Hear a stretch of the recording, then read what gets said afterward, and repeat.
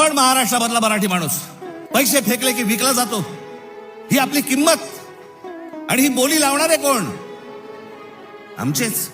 दुसऱ्यांच्या हातावरती बसून त्यांचा उद्देश साध्य करण्यासाठी आमचे लोक हे आमच्या लोकांना फोडतायत.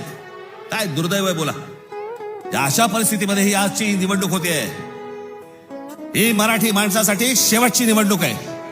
आज जर चुकलात कायमचे मुकलात म्हणून समजा.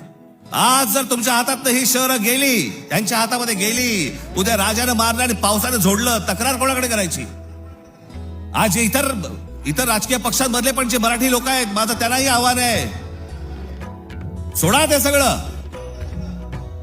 या मराठी माणसासाठी एक व्हा, या मुंबईसाठी एक व्हा, या महाराष्ट्रासाठी एक व्हा.